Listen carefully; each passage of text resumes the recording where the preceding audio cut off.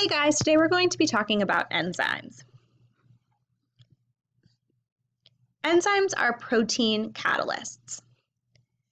This means that they're proteins. They're large molecules made up of amino acids.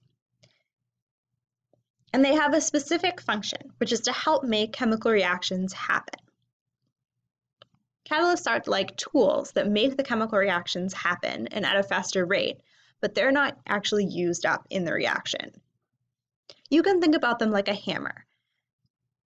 A hammer makes nails go into a wall, but you can use it over and over again to do the same job.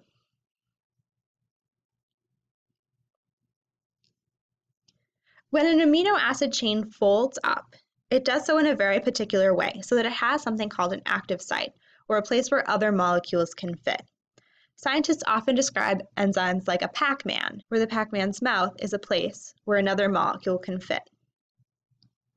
These active sites are very, very, very specific. Usually only one type of molecule will fit there. Enzymes are specific for different molecules.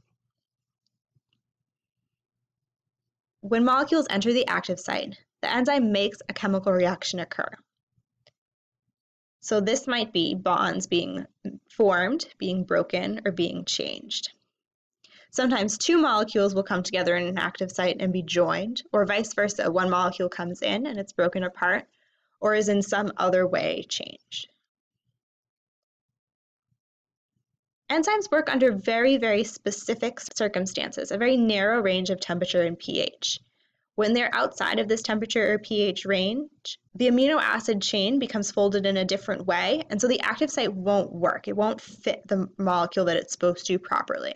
We call this being denatured.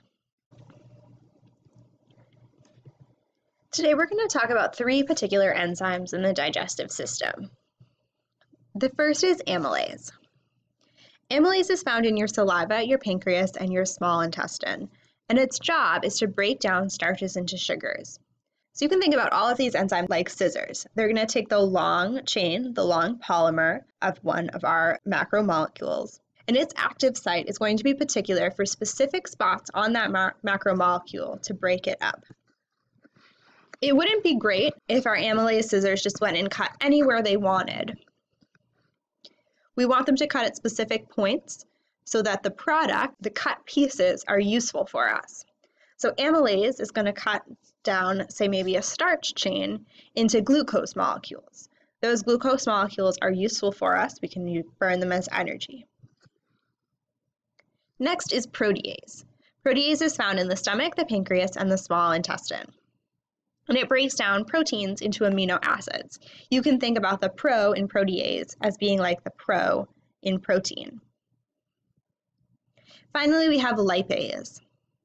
Lipase is in your pancreas and your small intestine, and it breaks down lipids or fats into fatty acids and glycerol. So all three of these molecules are taking foods that we eat and the macromolecules within them and breaking them down into small things that our body can then take and rearrange and make new things with. That's it for today. If you have any questions, leave them in your notes and we'll talk about them in class next time.